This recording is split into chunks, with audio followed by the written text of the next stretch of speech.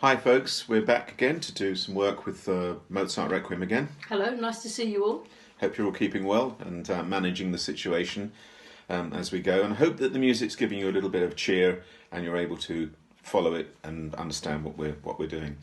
So where we got to last week was the beginning of the Tuba Mirum, and the Tuba Mirum is where the trumpet will send its wondrous sound throughout the earth's sepulchres and gather all before the throne. It's a very triumphant moment. So we're going to look quite closely at these next few movements to unearth some of the main features of this fascinating work and to try and understand Mozart's plan. And we're reminded of the bleakness of the opening of the introitus, which we heard, the tender beauty of the lux aeterna, the reminiscences of Handel choruses and so forth, and the Gregorian chant melodies. And we also remember the strong Kyrie, the emotional, powerful fugue at the beginning with the energy and the dynamic intensity of Bach's choral music, which of course Mozart would have been very familiar with that writing. The sequence, of which the Dies Irae, which we did last week and which you avidly sang, is the depiction of the Day of Wrath, wildly impassioned, evoking the fateful doom earlier created in the Commendador scenes from Don Giovanni. Then we reach the Tuba Mirum, and this is one of the first great quartets, and it starts with this awesome trumpet melody, one of the most famous trombone melodies, I should say.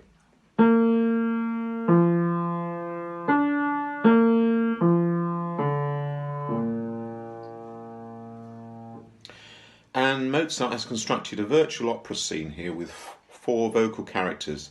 It begins with possibly, as I say, the most famous trombone solo in music. The bass soloist enters with the same theme and continues with great seriousness.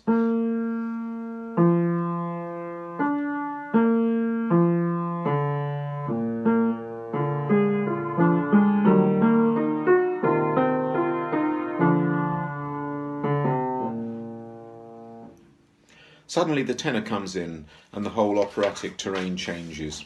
This is an impassioned plea for mercy.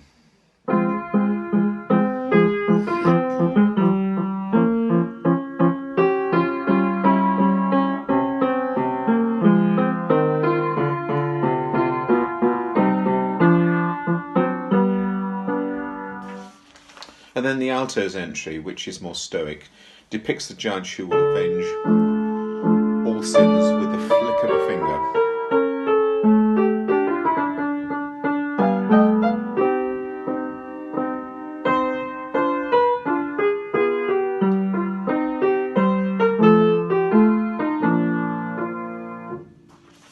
A glowing humanity of hope appears in the soprano's entrance in B-flat major.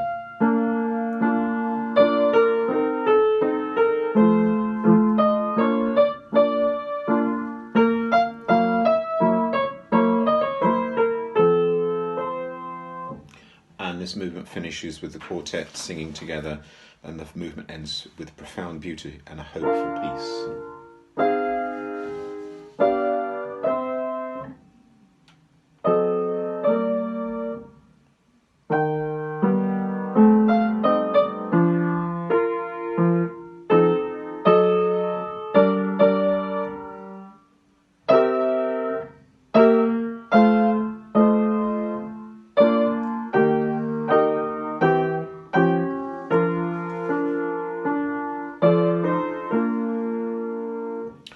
I'd just like to look a little bit more at detail at this short sequence, or part of it.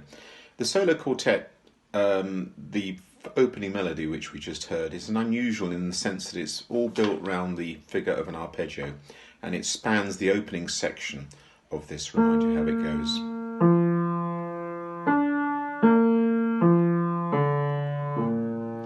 And the same sort of figure appears when the tenor sings, but it's a little bit more restless.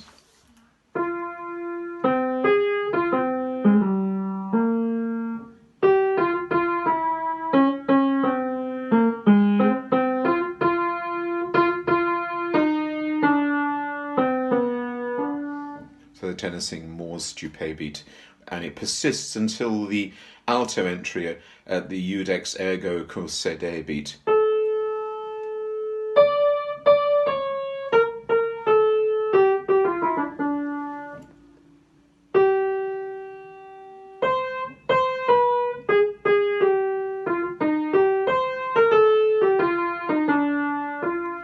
So it's only when the soprano enters towards the end of her solo that the text begins to fragment cum vix justus.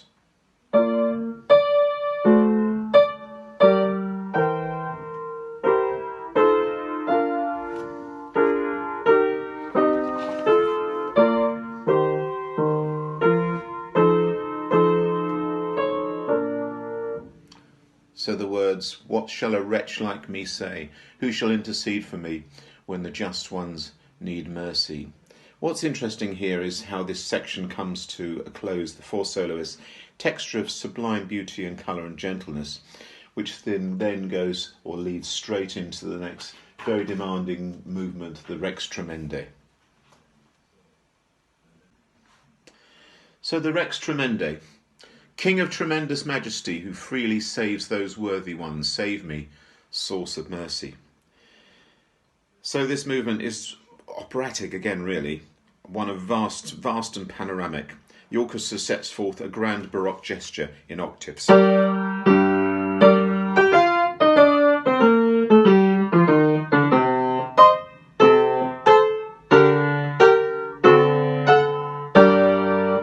An introduction to the choral summons the immense almighty king, Rex.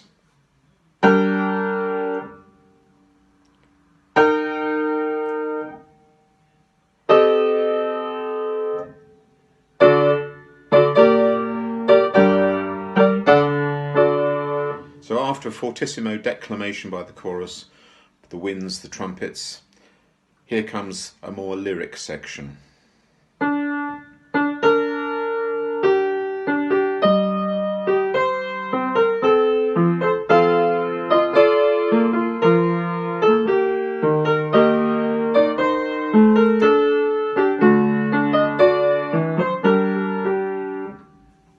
Here the chorus and the winds inhabit one universe, and the dotted figurations with the strings another. This all comes to quite an intense climax, and then suddenly everything changes, is piano now.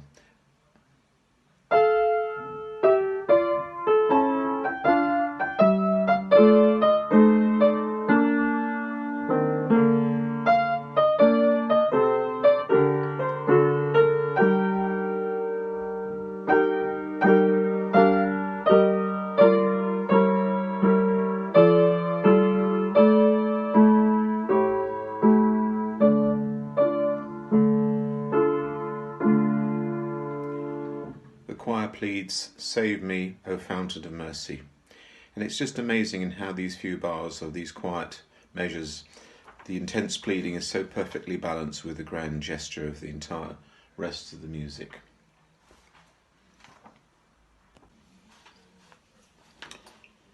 So we come to the Recordare, the four soloists again. "Remember, kind Jesus, my salvation caused by your suffering. Do not forsake me on that day. Faint and weary you have sought me, redeemed me, suffering on the cross. May such great effort not be in vain. Righteousness, judge of vengeance, grant me the gift of absolution before the day of retribution. I moan as one who is guilty, owing my shame with a red face, supplic before you, Lord. You who absolved Mary and listened to the thief, give me hope also."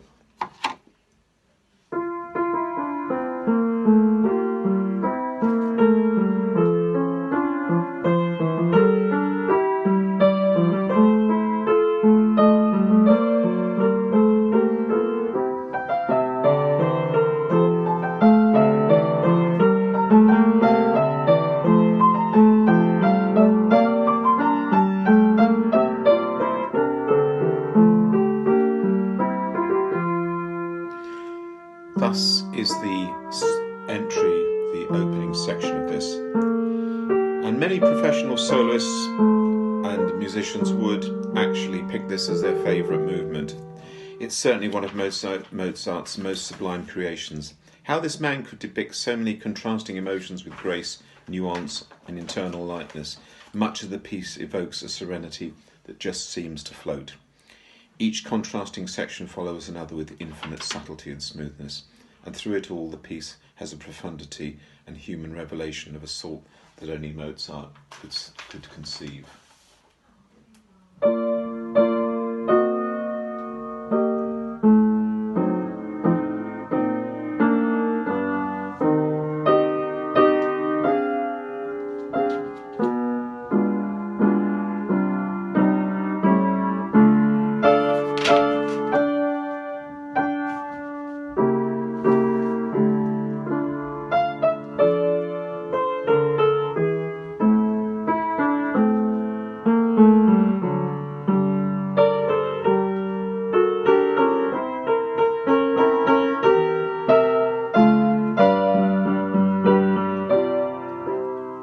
And at that point, the opening music returns, and we hear the little duet between the alto and the bass.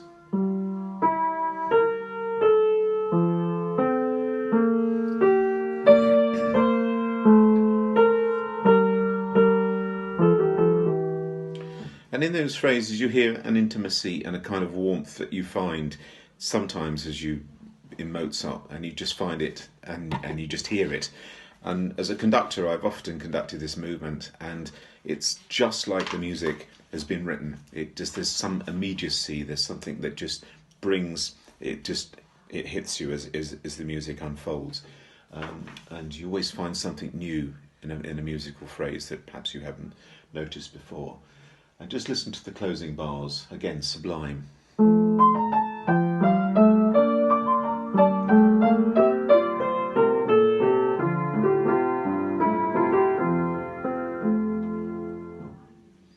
Reminds me bits of the Laudate Dominum that he wrote in the Solemn Vespers, creeps in there.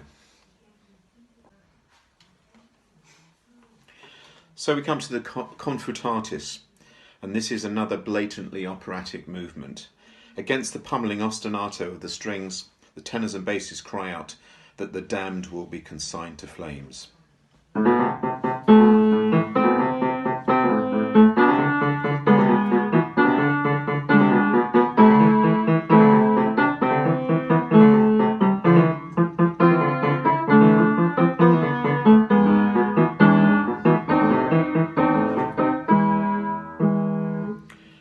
And this is brilliantly contrasted with the pure tones, the sopranos and altos.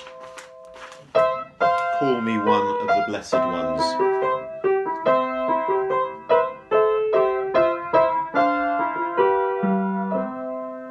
And at that point, the tenors and basses come back in with the Confutatis in their duet.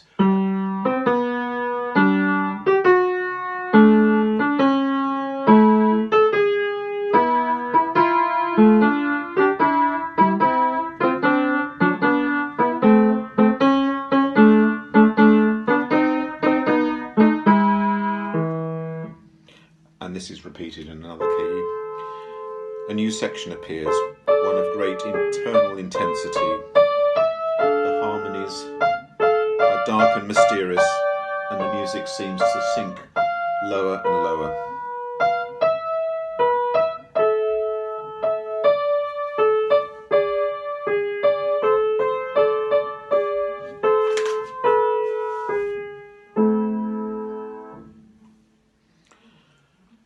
Then there's the final section.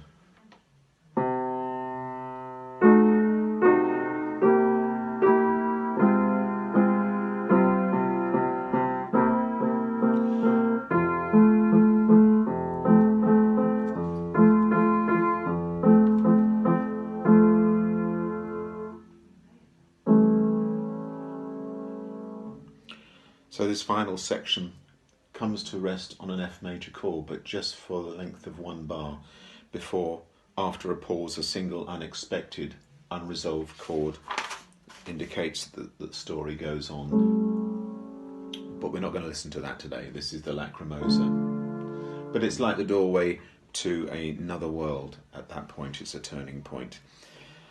There's an intimacy in this section, the Confutatis, and again, the point I'm trying to make is that how one movement is quiet and reflective, followed by a movement of great intensity, then it's quiet and reflective, and then it's bursting with energy again. So these sections are sort of they run into each other with quite a lot of contrast in musical contrast.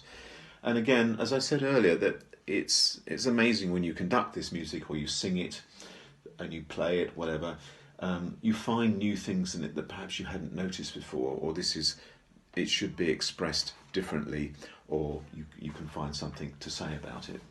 I think every time I've sung this piece, and I have sung it many times and also played it in various places with various different conductors, there's always something new, always something different, depending on the interpretation. It's just one of the most wonderful choral works ever. So I do hope you're enjoying this. Do you always have to sometimes you go straight for the music, and unless you look at the text and you think about the text, you have to come back to that, because that is the thing that underpins it, really. So in that last one, I kneel with submissive heart, my contrition is like ashes, help me in my final condition. Those are the words. It's maybe not a great translation, but that is the bit that leads into the Lacrimosa, which is well known and well documented. So we'll look at that next time. So I hope you've enjoyed working through these 4 movements today. It's not one that we spend a lot of time doing in rehearsals, and the only chance you really hear them played together is in a concert situation. But sometimes, I think it's quite good to look at it differently. So I hope you've enjoyed it.